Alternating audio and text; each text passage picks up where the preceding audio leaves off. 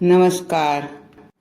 ह्या वर्षी होणारी उत्तर वाहिनी नर्मदा परिक्रमा या संबंधीची थोडी माहिती.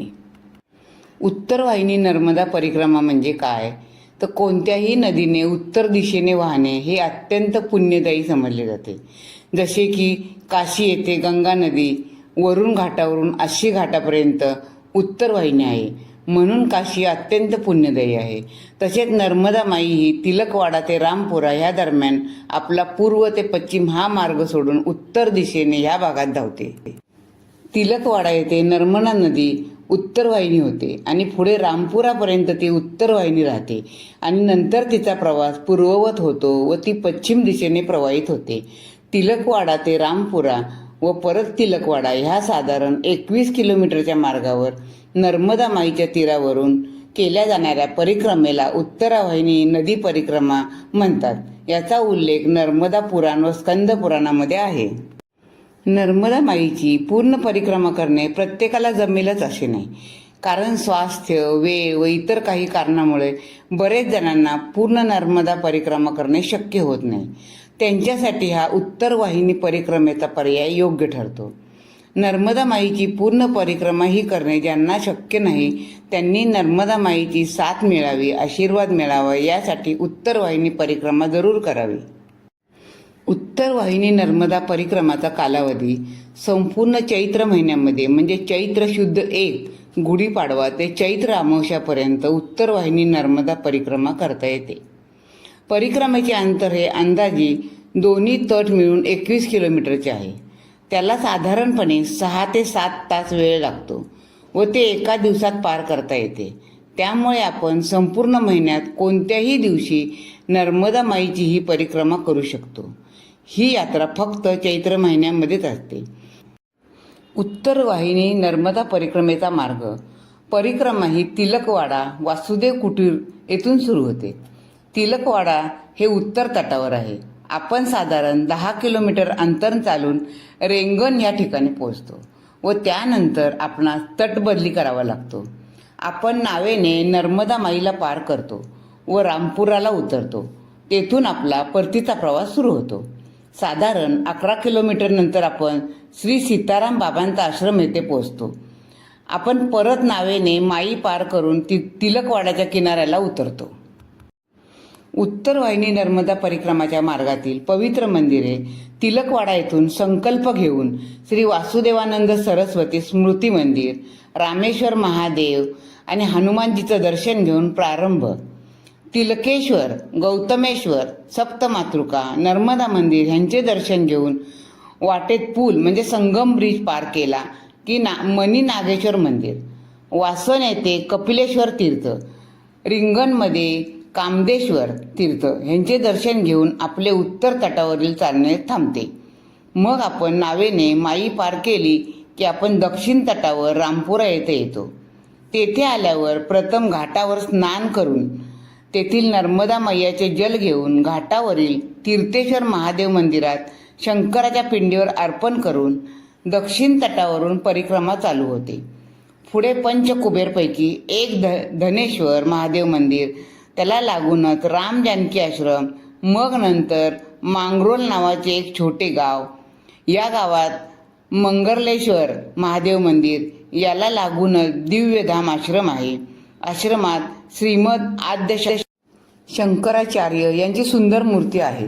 तिथून पुढे लागतो तपोवन आश्रम. परमपूज्य श्री पूर्णानंद सरस्वती महाराज यांच्या तपस्येने अतिशय जागृत झालेला आश्रम आहे. हे स्वामी आठवड्यातून फक्त एकदाच खिडकीमधून सर्वांना दर्शन देतात. त्यामुळे ह्या भागात त्यांना खिडकीवाले बाबा या नावाने ओळखतात. या आश्रमामध्ये परिक्रमावासींसाठी छास सेवा देतात. नंतर मार्गात लागतो तो रामानंद आश्रम. ह्या मंदिरात श्रीराम आणि जानकीच्या सुंदर मनोहारी मूर्तीचे दर्शन होते. इथेही भोजन प्रसादाची व्यवस्था आहे.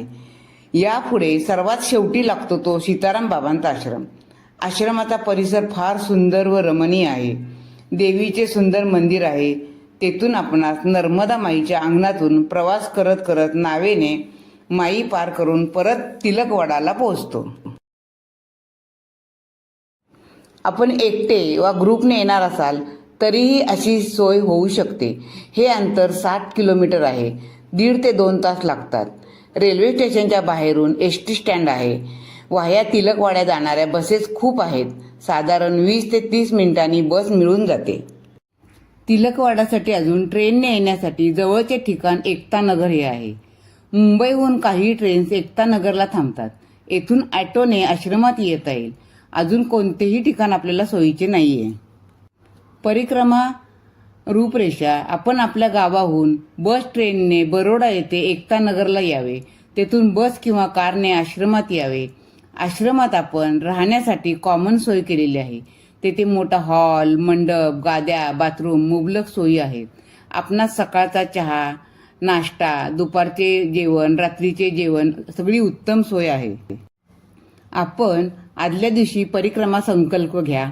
सकाळी लवकर उठून 3 वाजता स्नान करा. 4:30 पर्यंत पूजा वगैरे आटपून 5 वाजता परिक्रमा करण्यास सुरुवात करा.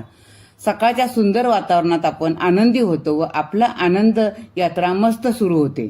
तिथे सेवाभावी मंडळी आहेत. त्यांचा प्रसाद ग्रहण करत करत आपली परिक्रमा छान होते. सगळ्यांचे प्रेम, सेवा पाहून आपण एका वेगळ्याच विश्वास आहोत हे आपल्याला नक्की जाणवते. परत तिलकवाडा तटावर आल्यावर मस्त नर्मदा माईच्या पात्रात अखंड डुबून आंघोळ करा. छान छान गारगार प्रवाह आला की सगळा शीण निघून जाईल.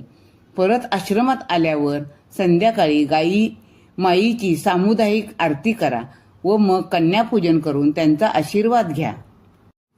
परिक्रमा पूर्ण करून आपण इतर देवदर्शनासाठी जावे. जवळील गरुडेश्वर मंदिर, वासुदेवानंद सरस्वती स्वामी मंदिर, रंगावधूत स्वामी महाराज यांचं समाधी मंदिर, कर्नाळी कुबेर, भंडारी कुबेराचे मंदिर या पवित्र दत्तस्नानांचे दर्शन घेण्याचा लाभ घ्यावा. तिलकवाड्याचे महत्त्व काय तर खुद्द तिलकवाड्याची भूमी देखील परमपवित्र आहे. गौतम ऋषींची ही तपस्या भूमी आहे. देवस्वत मनूचा मुलगा राजा तिलक याची देखील हीच तपस्या भूमी राहिली आहे.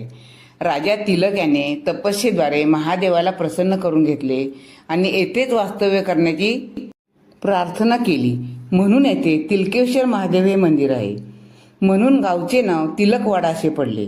या तिलकेश्वर महादेवाचे म्हणजे आपल्या पित्याचे दर्शन घेण्यासाठी म्हणून नर्मदा येथे उत्तर वाहिनी झाली आहे. हे मंदिर गावातच आहे. तसेच येथे सप्त मातृका मंदिर आहे. मंदिर छोटेसेच आहे पण अतिशय जागृत आहे. संत श्री रामदास स्वामी यांनी स्थापन केलेला ज्ञानमुद्रा धारण केलेला मारुती आहे. अशी ज्ञानमुद्राधारी मारुतीची फक्त 3 मूर्ती पूर्ण भारतात आहेत. मोक्ष प्रदान करणारा मारुती व मोक्ष प्रदान करणारी उत्तर वाहिनी नर्मदा मैया यांची अशी ही भूमी बघून परमपूज्य वासुदेवानंद सरस्वती स्वामी महाराज यांनी येथे एक चातुर्मास केला. त्याच ठिकाणी आता श्री वासुदेव कुटीर हा आश्रम आहे. गावातच श्री पंड्या यांच्या घरी श्री स्वामींनी वापरलेल्या काही वस्तू व त्यांच्या हस्ताक्षर असलेले पत्र ठेवण्यात आलेले आहे. अशी ही तिलकवाड्याची भूमी आहे. जय नर्मदा.